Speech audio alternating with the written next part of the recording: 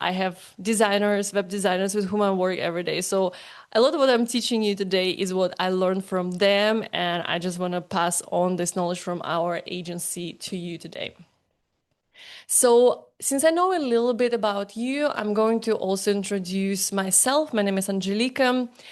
I am a former cancer researcher turned personal brand strategist. I worked for 8 years in cancer research and science, and I was feeling extremely unfulfilled, long hours working for somebody else, and constantly wondering what would my life look like if I would spend these 14 hours that I spend in the lab feeding cancer cells. What would my life look like if I would spend those 14 hours building something of my own? And so at some point I quit really without any safety net, without any plan what I'm going to do. The only thing that I had going on for me back then was a Instagram account of my dog that was at around 10,000 followers. And I was like, maybe I can try myself in social media. And then I got a job in one startup and then another startup. And 2014, I founded my agency. And so now I work with founders, speakers, and brilliant experts, helping them build and monetize their personal brands. We brand a lot of people, but we also brand the businesses behind them. So it's this bridge between the founder and the vision that they are building. I am also a lecturer. For many years already, I've been teaching meta advertising and social media at Digital World Academy here in Vienna. I'm, by the way, in Vienna. You guys, maybe you share in the chat where you are tuning in from. It would be very interesting. And so I'm also a lecturer at Personal Brand University. This is my group coaching program that I launched this year, where we meet every single week with a group of people and I teach them how to build a brand. So basically they get all the very in-depth information, what we do with our one-on-one clients in the agency. I pass on the knowledge to my Personal Brand University students. Yeah, and in the last 2 years, we built over 20 personal brands and business brands. I've taught over 250 people. We've published 3,000, now I'm probably even already 3,500 content pieces. And we had month where just my accounts, personal brand and agency accounts had over 20 million views. So what I'm sharing with you today is everything battle tested and from the trenches, because I'm in the trenches deep right now. I'm working with a lot of clients and projects in parallel, from diplomats. Actually, I think even I have a slide showing what kind of people we work with: founders, Olympians, keynote speakers, entrepreneurs who have a very bold vision. They're not afraid to put themselves out there. They're not afraid to stand up for what they want, and they're building towards it. This is the kind of people that we work with. So now the introduction of me is over, and I want to introduce to you a brand. What is even a brand? This is a very hyped word. Everyone says that it gains even more and more value every day, the more AI stuff is out there. But people often misunderstand what a brand is. We think often about retail brands like Nike or Apple, and we think it's just this one thing, one business, one entity. But in fact, brand is the sum of every experience someone has with your business. So it's not just what people see online. It's not just the visual identity. It's not just the logo. Another misconception: people think, okay, they got a designer to create their brand identity, and now they're branding work is done. But branding is never done, because branding continues over the years of the existence of your brand, and it really is the entire experience shaped by people interacting with your business. And for personal brands, like I believe a lot of you are experts and founders, and if you're building a personal brand, your brand will span multiple businesses. So, as a founder, you can be like a serial founder, you can exit a company, but your personal brand will always stay with you. So this is not something you've done and then you can shake your hands off and like goodbye. This accompanies you throughout, and you need to be very intentional about how you're building it and what people experience when they come in contact with your business. And so it is many touch points. It is the visual identity and what it communicates. It is the style, the tone. It is all the content that you're putting out there. And if it is AI content, it is a big problem. It is all the life experience people get from you if you are, for example, on stage as a speaker, or if they come into your store, or if they come into your studio, or on the call with you, or if they're just in the room with you. All of that experience shapes your brand. It's every single detail of how you show up and how you follow up, and so much more. And big brands, obviously, that have a lot of resources, many people, they intentionally define every single detail. And we, as smaller businesses, or maybe some of you medium-sized businesses, you need to think, okay, how can you build a system that allows you to achieve the level of the bigger brands with minimum effort, but the same impact? And this is what I'm gonna share with you today. So how is a brand built? A brand is built by strategically engineering how you want people to feel and think about your business when they come in contact with your business. It is creating associations, creating perception of the people, and strategically and intentionally creating specific associations and perception. So it's not random. If you don't want people to decide for you how your brand should be, you should be managing it very closely. And content is a huge part of how you manage people's perception, whether you are posting superficial advice or posting sloppy text with mistakes, or you are posting just generic AI stuff. All of this influences how people perceive your brand, how they experience you, and what they think of you. And that is either negative or it's positive and leads to shorter sales cycles, longer retention, and obviously more revenue. So think about the brand experience and intentionally engineering that experience by looking at the four examples from different niches. Like if we take finance companies will often want to communicate security, reliability, and trust, right? They will want to show you that you can trust them with their money. So they will use colors like navy blue, they will have clean typography, very measured language. Very rare you will find a bank that's like funny with humor, although there are some, and it makes me happy that people, even banks, realize that they don't need to be so strict and uptight. You can communicate security and reliability and trust even by showing more personality. Then think about experts and coaching brands. Like, for example, Chris was here. I love his books. I don't know if you ever read I Never Split the Difference. He's a former FBI negotiator, hostage negotiator, and he founded a company that's called the Black Swan Group.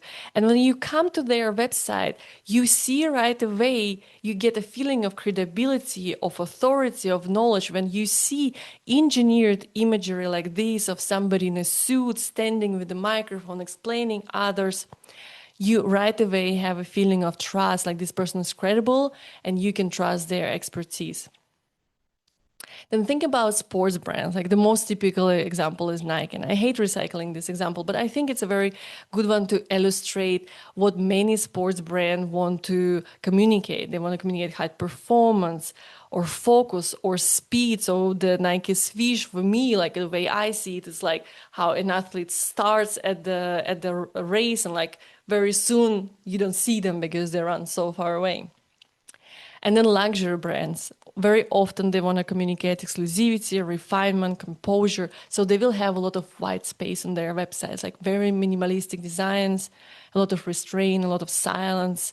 And this is a very good example.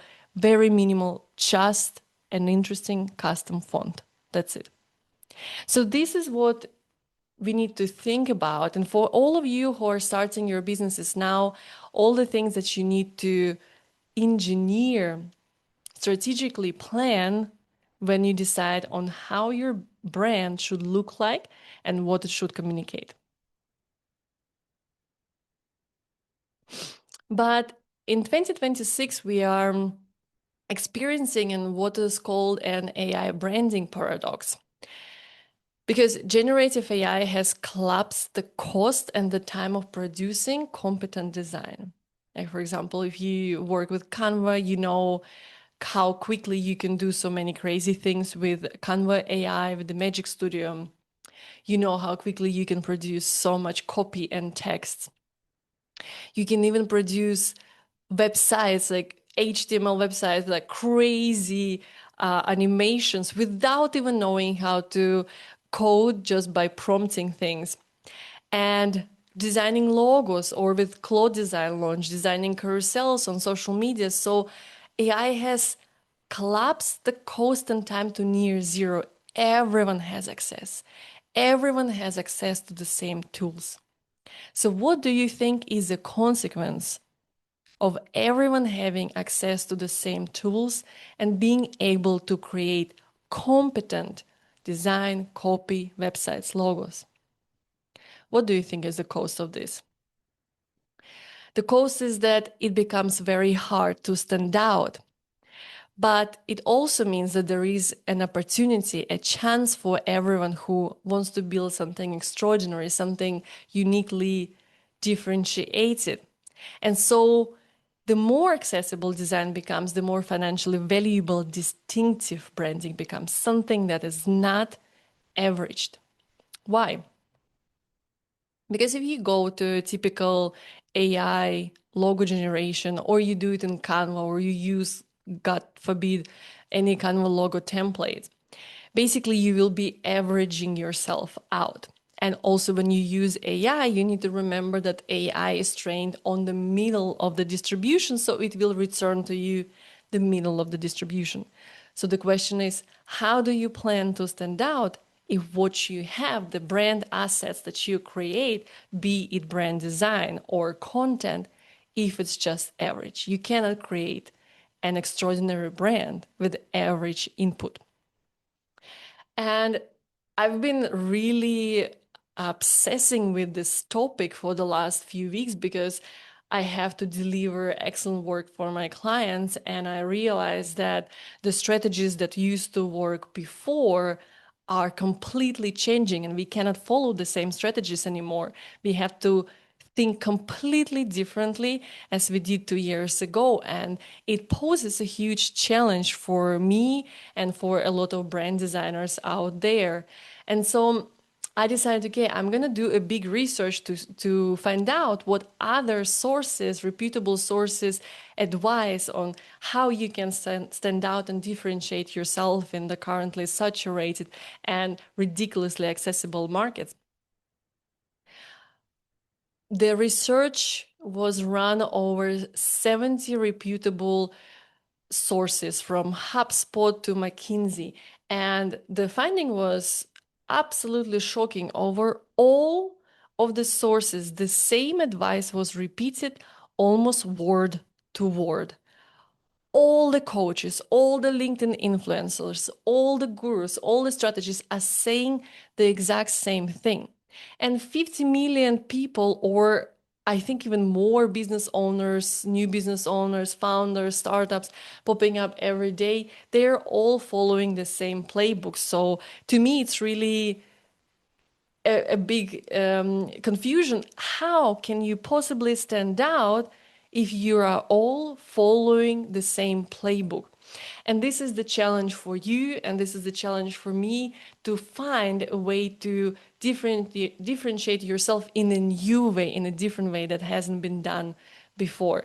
And AI can help with brainstorming, but it's not going to give you that unique differentiation strategy, because it is trained on the average distribution.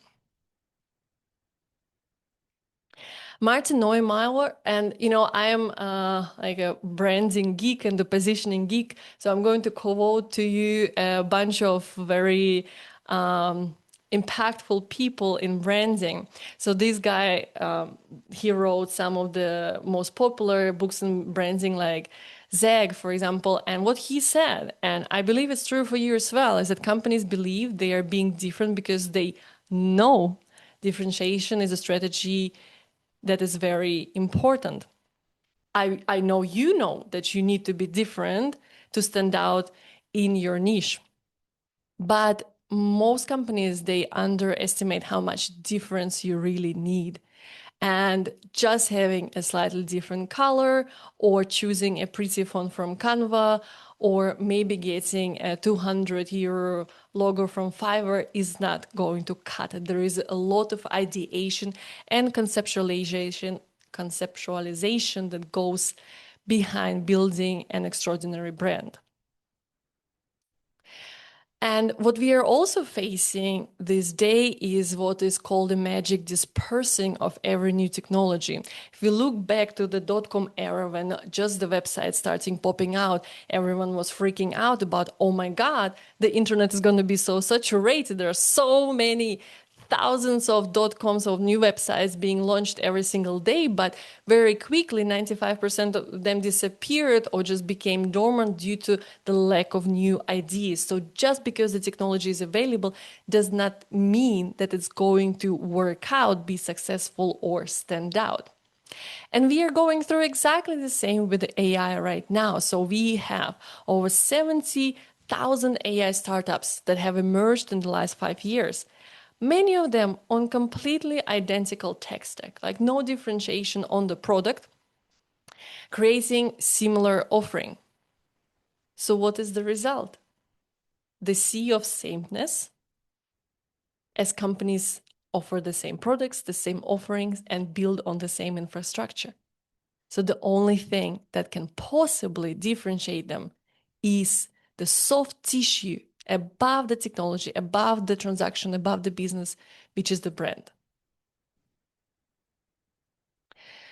So if your brand is purely about product, service, or efficiency because you use AI to speed up the processes in your company, it's very sad news, but you're just another featureless cog in the machine, and you are not going to last if you don't invest your time and the power of your brain right now to ideate how you can build the next bold, extraordinary brand. Because AI can handle logistics. It can speed things up tremendously. Like the production time of a marketing strategy or brand strategy in our agency decreased tremendously from like us doing research for 1 to 2 weeks before. We have an agent that can do it within 2 hours. Like there is a workflow and everything, and then output to us a huge document with the breakdown of everything that it researched. So yes, the speed is the commodity right now. But what AI cannot do for you, no technology can do for you, is to create the emotional connections that make people remember you as a brand. Brian Collins, the founder of a branding agency that branded brands like Nike, Spotify, like really huge players, says that AI will make mediocre work even mediocre. And that is true. You have been witnessing a lot of AI slop on the internet. I cannot go to LinkedIn anymore without rolling my eyes, reading just another AI hook. Most agencies don't have problems with growth. They have problems with clarity. Like I want to shoot myself when I read something like this. And I don't understand how people don't see this, that it damages their brand. So AI has unleashed a tidal waves of slope and irrelevance, and all of us are experiencing it. Give me, guys, in the chat a yes if you have a bad perception of AI content, even if you have not read the full piece, but as soon as you recognize that it is AI, something inside of you kind of turns and like, no, that cannot be good. We all have this subconscious perception that AI content cannot be good. And the same is with brands. But for those of you who understands that design matters, who have judgment, imagination, and the ability to ask the right questions, AI is just a tool to produce extraordinary work, but it will never replace your thinking. Thank you for sharing. And April Dunford, so I'm like giving you all the branding giants. Now, she's the mother of positioning, and she says that SAI makes it trivial to build and launch products because, like, you can launch an offer and build a whole sales funnel. This is also like what we do in one day. Seriously. The biggest challenge for product teams and businesses and experts is is the distribution, is getting people to pay attention to your product because there are just so many launches happening all the time. So what is the result right now? Where are we starting? We are starting at the point where AI has lowered the floor, but it has not raised the ceiling. What does it mean? The value behind strategy, distinctive design, and distinctive, memorable brand experience is not going to change. This is the ceiling where strong brands are built. But everything below that line, that is being erased and eroded because of the accessibility and availability of all the tools. So the question to us as brand designers, strategists, and you as business owners is how do you get people to pay attention and notice how deliberately different you are and the value you bring. And I'm going to share those strategies with you today. We don't have, a day to talk about it. We in total have 1.5 hours together. And in the end, there will be Q&A. So if you have a business idea and you want to discuss your brand, shoot. We're gonna talk about it today. And what I'm also going to do in the end is share a link for a completely free website and brand audit. So you will be able to book a session with me and with my brand designer where we will sit together. If you have already a brand, if you have already a website, if you're producing content, we will have a look and we will tell you what works, what doesn't, and what you can improve. So I'm going to share that in the end. And I'm also going to show you how you can build your full brand with me and my agency in 2026. So let me share how you can build a brand that survives AI. We have 4 points on the agenda. The first one is the scary statistics and how to avoid the common traps. We're going to look at the high-level strategy. We're going to look at how we build brand systems with our clients so you can do it yourself. I'm also going to talk about how to demonstrate value without words. And the keyword here is design, because design communicates without you actually saying anything, like all the colors, all the visuals, they already say so much. And we're going to talk about the power of unique positioning that is so underestimated by so many people. And then in the end, I'm going to share the 4 principles of distinctive branding that you can apply when you're building your brands today. So let's start with the crazy statistics. I'm going to tell you guys that actually my agency is undergoing a rebranding. I started 2 years ago with content marketing. Like, we were only doing social media, but then all these people were coming to me for branding. Don't ask me why, ask them. And then in the end, I was only doing branding and online presence creation. And so I realized that the brand that I built 2 years ago, my fun and cute content fudge brand for fun and playful brands who wanted to produce also cool content, it was not working anymore. And when I was reading these statistics, I was like, oh my God, thanks God I took this decision, because I see the importance of distinctive branding. And so what do we see right now? What is the consensus and how do people react to brands and their usage of AI in their communication? So 62% of consumers are less likely to engage or trust content on social media if they know it was AI generated. Isn't that crazy? 62%. And 32% of consumers say they would trust a brand less. So, not just the content they produce, the whole brand, which affects all of your transactions if the content was generated by AI.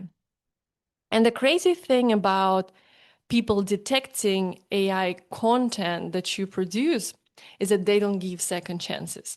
It means once they saw that, hey, this is generic, superficial, and clearly AI written, and a person did not put any intellectual property in it, they will just not read anymore again. They will forever label you as the lazy internet spammer, LinkedIn spammer who just pushes out content for the sake of visibility. But who needs that kind of visibility? So there are no second chances, and you need to understand how it can negatively affect your brand. So Clavia's report last year said that for younger audiences and daily users, generic AI content isn't just ineffective, it actively damages brand equity. Sorry. And Journal of Business Research documented that AI authorship effect exists. When consumers believe emotional content has been generated by AI, they experience moral disgust. Just listen how crazy this is. They experience moral disgust that reduces positive word of mouth and diminishes brand loyalty. This is so powerful when I read it, because yes, I feel like I don't want to read that content, but people interviewed experience what they say is moral disgust, and they will not recommend you further, they will not refer you, and they will not stay loyal to your brand.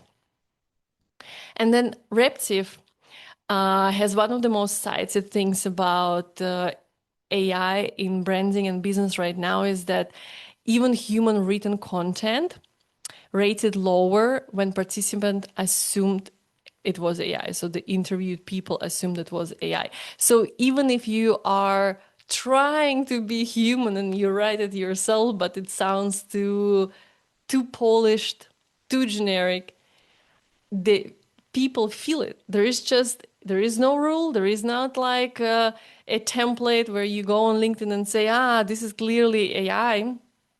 People just feel it, and it does damage everything you do downstream. And so there are predictions that have been made already in 2024, and we see it exceedingly by brands like Dove, who claim to never use AI for their product imagery in advertising, or Porsche, who launched a holiday campaign that was purely hand-drawn. Brands will lean into positioning and differentiation predicted on the absence of AI in their business and products. And I can confirm, because in our agency, we are undergoing rebranding and we are putting it front and center to all of our clients and just audience to see that everything we produce is human ideated and is human generated. So we want our clients and everyone we work with to know that this is us and real people standing behind it and making these ideas and creating this content, so that people know how much actually value there is behind it. And really, human made has become a new like high value, high standard label that you can put on your business, and that I would really recommend you to do if humanity and authenticity is one of your business values. So what to do and what not to do? Well, obviously, just speaking high level, do not DIY. There is a spelling mistake or you use AI to create your brand design. We're going to talk about design a bit more, so I'm not going into details.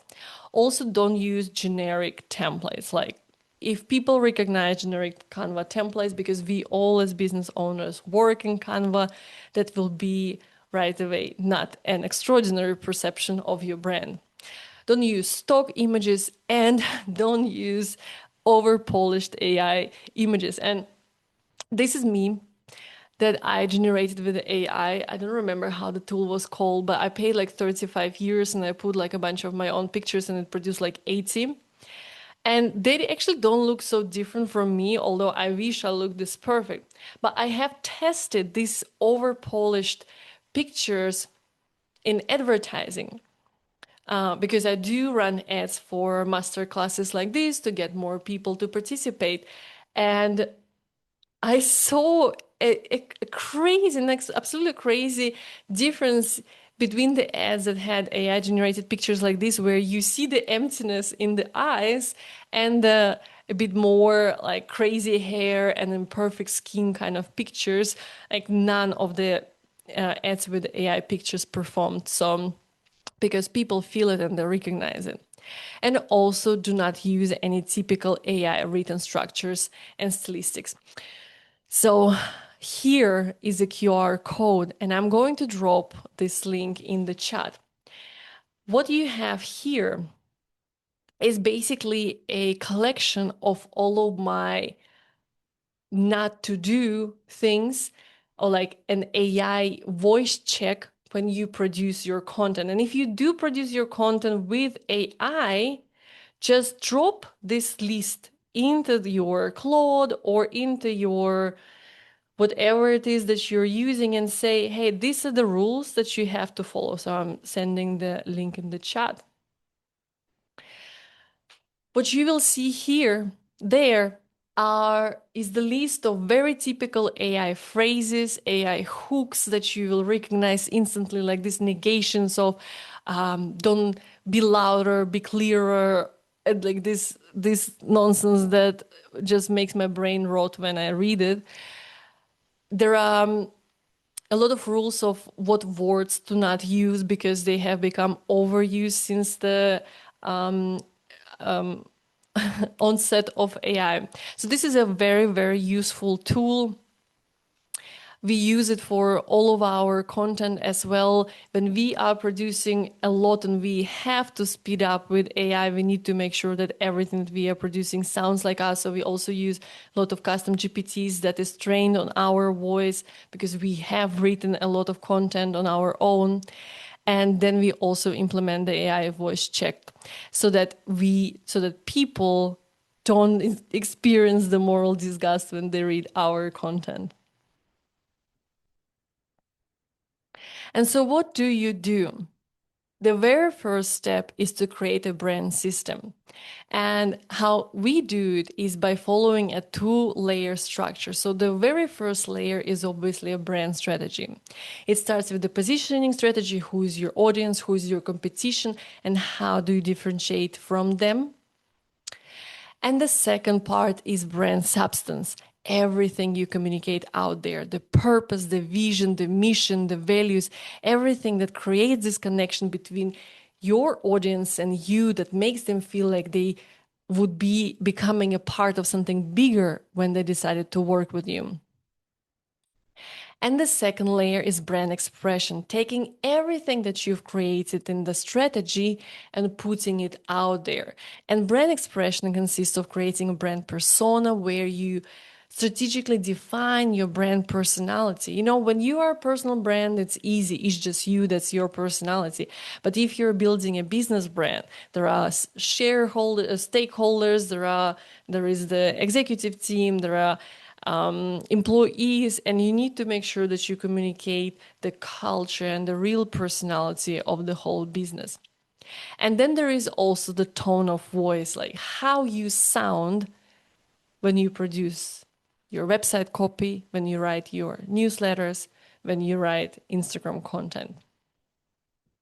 The next step is brand communication. So everything you say, right? You have the brand tagline, that's like the line of your brand that is carried throughout your whole brand existence. That's like one sentence that communicates the essence of your brand. Then the storytelling and the key messaging, your points of use that you stand by. And this is one of the very underestimated things in brand system is your point of view, because you have to have a very strong one to stand out really from all of the averaged out point of views out there. And then the final, like really the final step is the visual expression, your brand identity and your brand presence, like website, for example.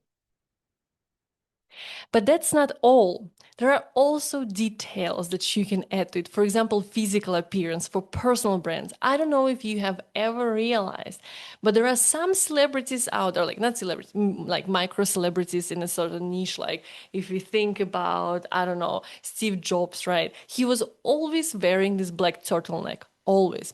There are a lot of reasons why, like some people say like, okay, when you always wear the same thing, you don't have the daily decision fatigue of taking yet another decision of what to wear, and you can focus on the innovation or on your business tasks at hand.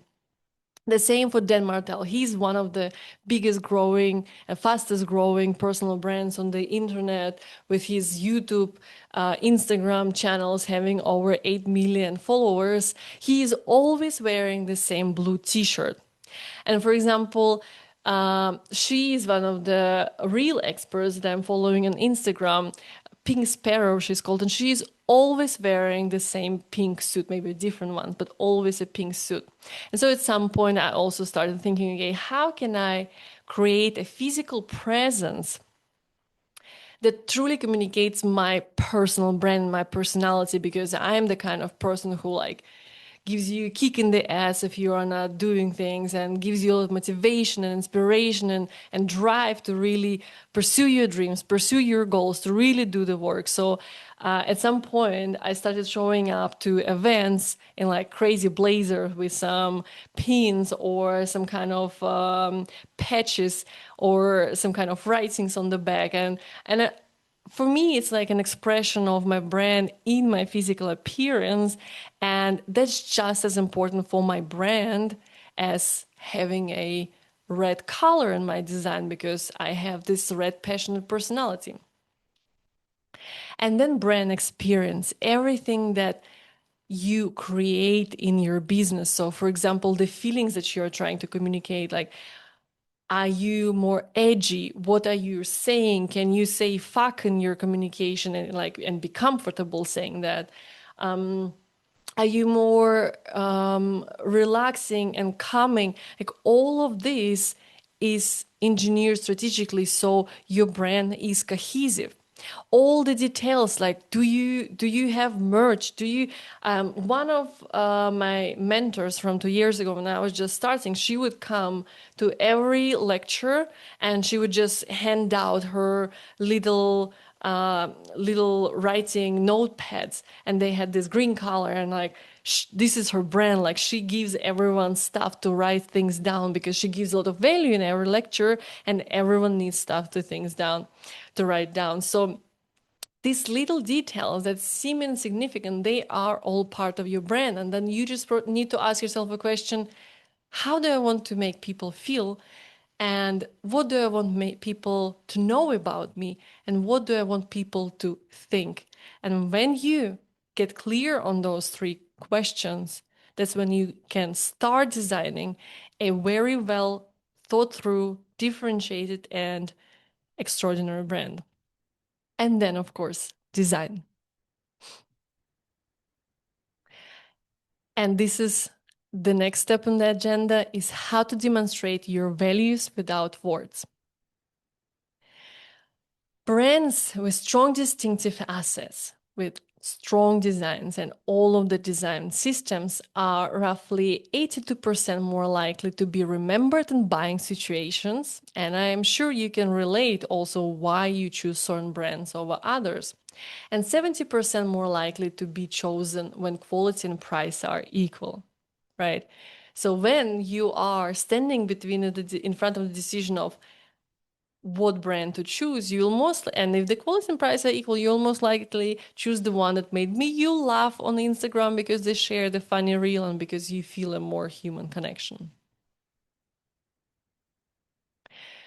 So definitely what would be a big don't is using any kind of AI logo generation tools. So I went to this one, I think it was like called logo.ai or something like this. And they had these examples of logos that they have created. And I was looking at this and I was thinking, I don't feel anything. And this is just so flat because they're all flat. Like AI cannot make not a flat logo. And basically, seeing this reminded me of industry areas. I don't know if you can relate, like when you drive through industry areas and there are these like big, wide, long buildings and they often have like many different logos because like inside there are many different businesses or offices. And like there's so many different ones, but they're all old and outdated because like it's an industry area and often like industry businesses they don't care about these things and growing a brand. And so everything feels so impersonal and bleak. And this is what I feel when I come to these AI tools that promise to you to generate a differentiated logo. So this is definitely not the case. So, what are the elements of your distinctive visual identity? Your design system can be simple and just have typography, colors, logos, but it can also be much more complex, and you need to know what you're building for. And it's okay to start with less and then develop. Typically, actually, many of our clients come to us because they say, hey, we founded a business 2 years ago and we just did something in the beginning. So it's totally normal to do something to start. But then at some point, no, that's my dog. You start feeling that that's just not enough for the ambition and for the level you're building. And so that's when you start thinking about how can you take your brand to the next level. And so, in addition to the normal assets like colors, logos, typography, you can develop characters, special shapes, icons, packaging silhouettes, animations. And I'm going to give you a few examples of what it can look like in practice. So Stripe and Vercel are two of the most typically presented examples of custom typography. So while it looks very simple, you will not find this typeface in Canva, and many designers are capable of creating a custom typography just for your brand so that you have a very strong distinctive element that nobody else can have. Then things like purposely polarizing design. So, for example, Tate is a gallery, an art gallery. And when they came out with their new logo, people were perplexed. They were like, we cannot read this. And this was the idea, creating a deliberately illegible logo that you cannot read so easily. So they are forcing you to take a second look and to think about what you're seeing. So this is basically was their way of communicating the complexity of art and it being different, and so that you need to think it's being different for everyone. Like you will look at the art and it will not be the same as how I will look at it and what I will think when I look at it. And that's what they were trying to communicate. So there was a very strong idea behind how they visualize the logo. For example, the logo of London Olympics. There was obviously a competition for the best design, and this is the iconic logo and the iconic identity they came up with. And when this was released, there was so much argument and so much really kind of like a scandal. Like, how could this angled stuff be representation of Olympics? But this is what the organizers were going for. They wanted to depict the creativity, the chaos, the speed, the difference between everything, like among everything that was happening there.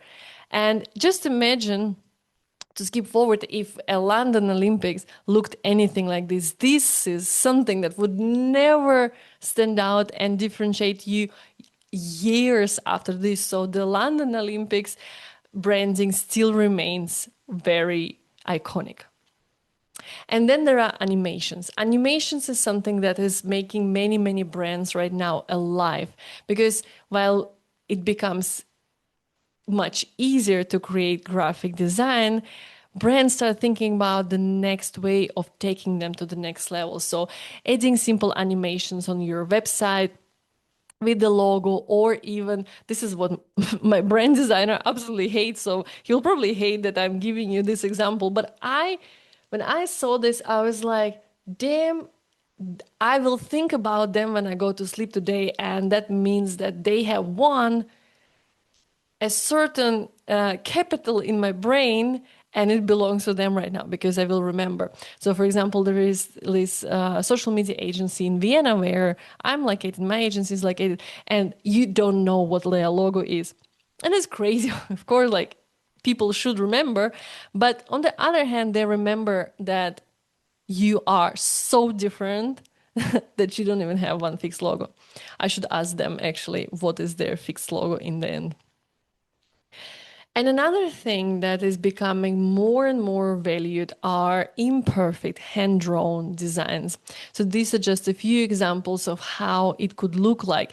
And this can really literally only be created if somebody does it by hand. I have actually been practicing, I've been trying to get ChatGPT or Claude to create some sort of like hand-drawn designs, and they cannot do this. So a very like easy way to differentiate and stand out from logos that look like this, if your industry allows it, is something hand drawn and differentiated. And even if it doesn't allow it, maybe this is the right way to go, because when everyone is following the same blueprint, that's what I told you, if you find a way where people say, this is not how it's done in our industry, you will be on the right track to stand out.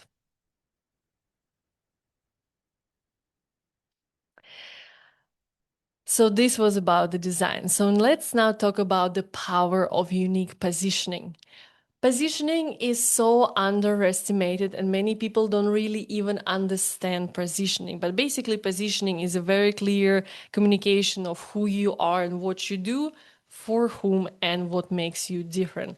And there are a lot of different exercises and a lot of different tests that you can do. But my favorite one that I want you to do today is to answer the AI sameness problem using the onlyness test. And the onlyness test is basically taking this template and filling it in for your business. So our, whatever is your business, is the only, whatever it is, that delivers or does something. Having this only in the sentence is exactly what makes this test so hard, is because it shows that you haven't really done your homework to figure out what really makes you the only one in the industry. So right now we are undergoing rebranding, but what we know for a fact already is that we are the only branding agency that also gets return on investment to our clients right away, because we don't just do branding, we couple it with online marketing, we build sales funnels, outreach, advertising, so that all the money that people spend with us on their branding, they can make it right away. And no branding agency will ever do it for you, because they are only focusing on just one part of the system, and we want to take care of our clients like the whole way. Because what is the purpose of branding? Is to get you more money. So I want you to really do this test. And if you are an especially good student, and I hope you are, you will send this to me. And especially those of you who are here not for the first time, like I'm referring to Chris, for example, I know you know a lot already. I know you learned a lot already. So start doing things like learning at some point becomes useless if you don't execute on any of that learning. And if you do homework and you send it to me, that will be the first step to actually bringing yourself closer to building your dream life or your dream business. So if you don't have the unique position, you are forced to compete on price. And this is very painful. This is when people, your potential clients, start shopping and they'll be like, yeah, service kind of the same. Maybe I'll go there because it's cheaper. So you need to make sure that you are so differentiated that there are no competitors, and it's really is possible. Like, this is like a topic for another episode, but you can create an offer that is so differentiated that there are literally nobody to compare you to. So let me guide you through the positioning roadmap and how you can work out that onlyness for yourself. So obviously you have to start with the competitive advantage. Understand who are the players on your market. So ask yourself this question. If you didn't exist, if your product didn't exist, if your business didn't exist, what would customers use instead? Because there are obviously alternative solutions out there. So you need to understand them as the very first step to start understanding your onlyness. The second step is unique attributes. What features and capabilities do you have that your alternatives do not? And that is only possible to know if you did the competitive advantage research. Step number 3, the value and the proof. What value do you bring to your customers? And you always have to remember that the value that your customers see in your product or your service is often, most of the time, not the same as what you see. So you have to talk to your ideal client. Like, I have a rule, I try to talk at least to one of my ideal clients every single day. So it's either my existing clients or it is my potential clients, or maybe it's just the audience that I have on my channels, but I want to understand how they tick. I want to understand what problems they have so I can help them solve them. It's all about serving people, helping them solve their problems and remove their pain. So you need to talk to your audience and your clients. And when you start thinking, okay, so who should I talk to? You will understand that often you don't even know who your target audience is and who would even care a lot about the value that you bring. And then the final step is the market category. This is very difficult for many people because we tend to take just some sort of category. But the problem with selecting a wrong market category is that when you put yourself in a certain category, you define who your competitors are. So if you place yourself badly, if you select the wrong market category, you might end up competing with people who you have no business competing with. So you need to think about the context that you create around your brand and how, like, what context would make the value that you bring to your target audience obvious to them. And these are very, very important strategic steps, especially the market category. And I could go on and on about positioning because there are different types of positioning methods that you can apply. But this is a roadmap where you can start already today, where you can start thinking about and identifying the onlyness about your brand. And this brings us to the final part on the agenda is the 4 principles of distinctive branding. So they are basically your future-proof strategy for your brand. The proof strategy against AI, The proof strategy against generic content, the proof strategy against the mediocre slope and brands that we see out there. And I know you're here because you don't want to be average, you don't want to be mediocre, you are here to learn how to build an extraordinary brand. So the first step is uncovering your essence.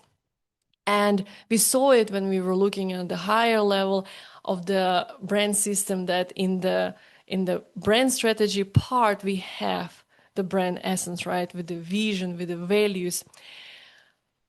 You need to know who you are very, very strongly, and there has to be a lot of introspection going on. And if you have a business, it has to be with you, with your team, with your shareholders or stakeholders. And only once you know who you are and why you're here and what you're building for beyond money, you sell the vision. You don't sell the product and then you sell the vision. Because when people see your eyes burning and you talking about it non-stop and you being so passionate and you're not shutting up about it, you will not need to sell your product because you will already sell them on the idea of you being so amazing, your product being so amazing, because they will see how sold you are. So you are selling the vision, but you need to know what it is first, and you have to sell yourself on it first. Then you build with character. Please, please do not be boring. And I'm saying this kindly, but I bet let's talk as personal brands right now. I bet when you go to hang out with your friends, you're like funny, maybe you're cheeky, and maybe like you are making some remarks, or maybe you're doing some crazy things and going swimming in a fountain in the middle of the night. This is what makes you so funny and distinctive and so real and so you. And this is why your personality sticks. That's why you have friends. That's why you have fans in those friends. And the same with brands. The true purpose is to create the loyalty, the fans, because I don't know if you know about the principle of the 1,000 true friends, that if you have 1,000 true fans, it will sustain and grow your business forever. So you will not need to acquire new customers anymore. But that's only possible if you very distinctly express your personality and you're not afraid to do it. Step number 3 is conviction over consensus. I want you to pick a fight and fight it publicly, not just talk about it, not just talk about it in your content, but fight it. Because bold will beat safe every single time. If you are going out there tomorrow with your brand and with your content and it's just safe, it doesn't make you feel uncomfortable when you click publish, then it's safe. If it doesn't make you question, should I do this? Then it's safe. And if it's safe, it is forgettable. So yes, I want you to polarize instead of blending in, because you want you want your business and your brand to be extraordinary. And in the end, do what you can't. And I already mentioned that, right? If you find something that people in your industry would say, this is not how we do it, then you are onto really something good. This is really the way that you can differentiate yourself. And yes, that will mean that you will have to break the rules sometimes. You will have to push past what's expected of you. But if it is expected, this is not how you differentiate, and this is not how you build a future-proof brand that will really make people remember you.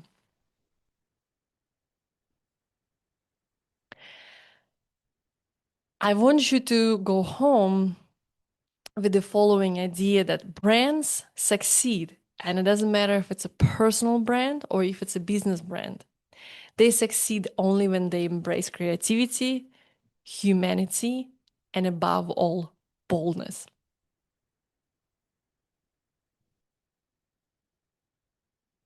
So my message, my wish to you, my push and motivation to you is to break the rules and push beyond boundaries, beyond what you think is possible, because what you think is possible is limited. Like we all have limiting beliefs.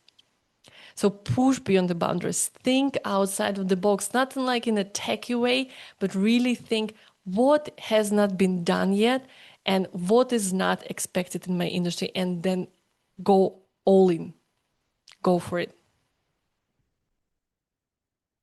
Now, before we start with the Q&A, let's quickly recap what we have learned today. We have looked at what AI is doing to your brand and what to do against it. I gave you concrete lists and step-by-steps and even a AI's voice check, so you can make sure that you appear human.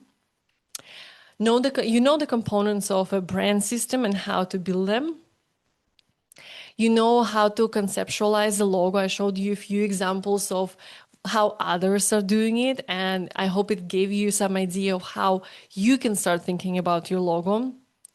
You know now how to find your uniqueness by using the onlyness test, and you know how to future-proof your brand. So do you feel like give me a yes in the chat if you feel like you are inspired now to build something extraordinary and differentiated? Yes, I love it. Super. I love it, you guys.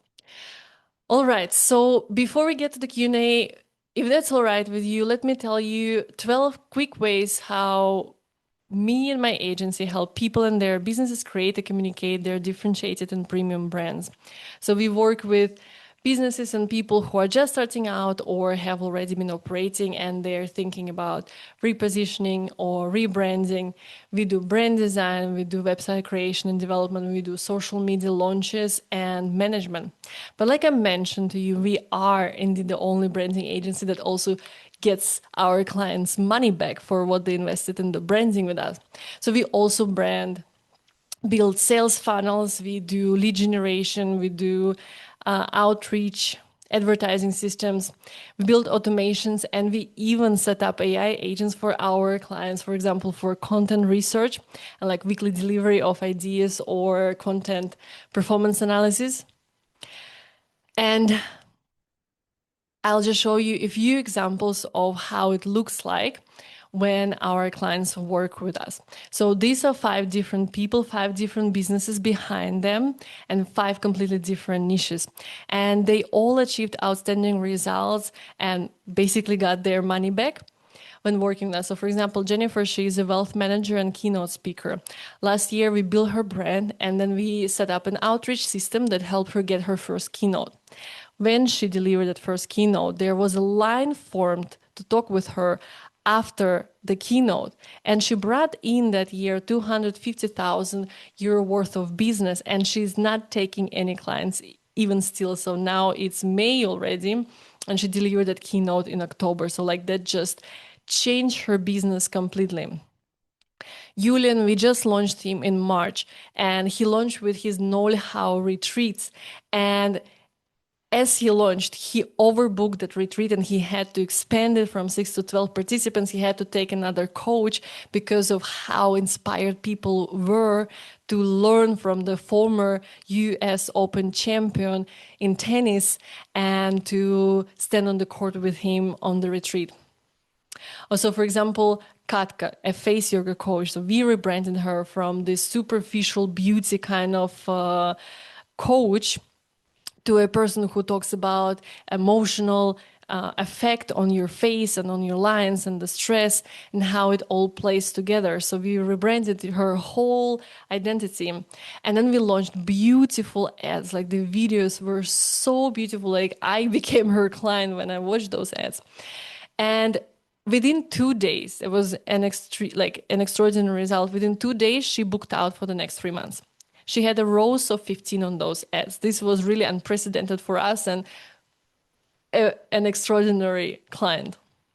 Or for example, Get, we just launched him also in March. And we also help him out with the outreach and with the LinkedIn setup. And he now booked a keynote in front of an enormous organization that has over 179 countries in it, over 9,500 ambassadors, and a community of 200,000 members. Imagine delivering a keynote to an audience of that size. This opens up so many business opportunities that no advertising could really ever bring you. And for example, Clemens, he was one of our first clients. He came to me, he was already doing keynotes, and he just had a brand that didn't represent the level he was operating at. And he wanted to demonstrate the passion, the drive from his former beach volleyball career, because he was an Olympian, he was a world vice champion in beach volleyball. And so after the rebrand and positioning him as a keynote speaker and business consultant, he raised his prices per keynote from 2.5 to 5,000 because he was not competing on price anymore. And it grew his business by 20% last year. So all of our clients, we did not just create beautiful designs for them. We really created business systems that could drive those designs forward. So now, as I promised, if you want me and my designer to review your brand and your website and give you concrete feedback and concrete strategies on what you can undertake today, right now, within your budget, whatever it is, like if it is a Fiverr designer, it is a Fiverr designer, but we will tell you what direction you need to go and how it should look like or how it should sound so you differentiate. So you build something extraordinary. So you can bring in money for your business, because what is the purpose of it if it's not earning money, right? So if you scan this QR code, it will say strategy call with Angelica, but I will know that everyone who booked from today is booking for the brand and website audit, and the audit lasts an hour. So even though it will say in the calendar 15 minutes, we will stay with you, with my designer, with David, for 1 hour with you. And will only be available for the first 10 who book. So please go ahead. If you want concrete audit of your unique case, do it. It doesn't cost you anything.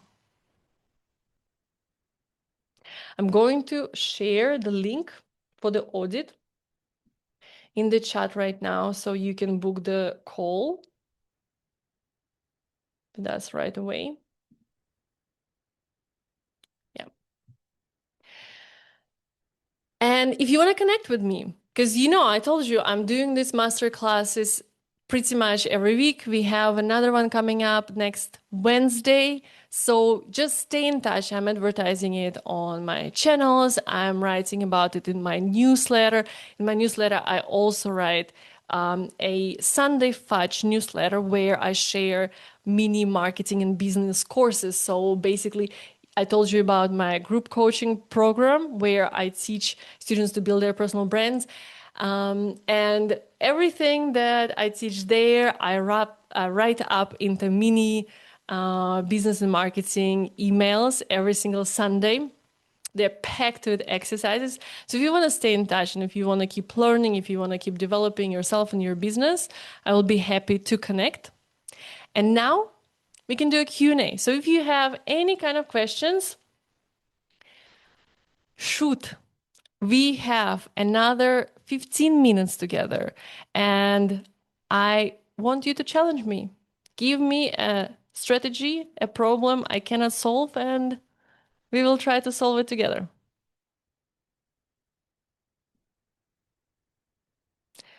So, Maria, if you are, just book a call. Here's the link again. It's literally called Book a Call, and we can chat about it. Or open up your mic. Let's talk right now. You guys, you're all sitting there with your cameras turned off. Let's do it. It's a Tuesday. Open up. What's burning?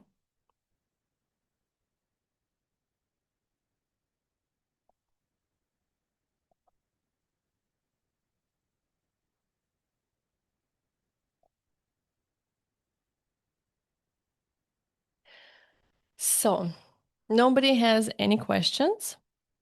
And I'll ask one more time. And if not, then I will finish the session. So take your chance now before we go to hang out on the couch.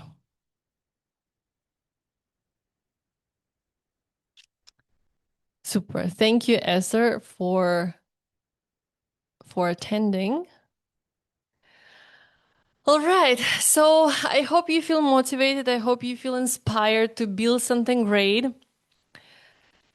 What is my positioning or my personal brand positioning or my agency positioning? So I am what I usually say I'm a former cancer researcher turned personal brand strategist. So my positioning is a personal brand strategist, and I help experts, ambitious founders, and entrepreneurs build and monetize their personal brand. So this is what I usually say.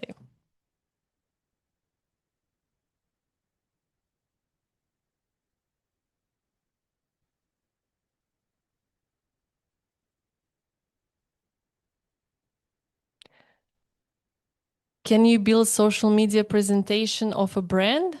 Can you, Emmy, elaborate on what you mean by the question?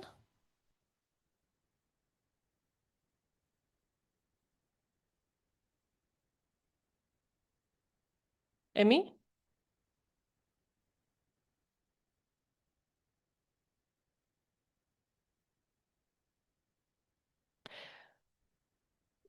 So if you're referring if me and my agency can do it, yes, we launch brands, like we do social media launches, but also social media management. So every time somebody comes to us, it's never just branding. Because if you just build a brand and make like a soft launch and nobody knows about it, that actually is very sad because nobody gets to know your unique story. So we encourage everyone to communicate it and come out at least with some amount of posts on social media to communicate your founder story, your vision, your values. So this is a very important part of all the launch because you put so much work into it. If you don't communicate it, nobody will know about it and it would be a shame.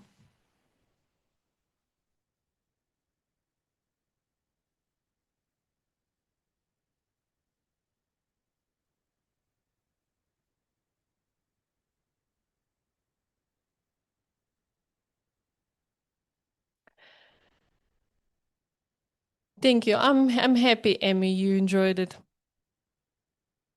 All right. So if there are no more questions, you guys, let's then finish for today. Yeah? Okay. Then I was very happy having you here today. If you have any questions, you can always text me. You know, I'm very active on Instagram and especially on LinkedIn, and I share a lot of struggles and a lot of, see you next week. Yeah, I'm happy if you're joining in.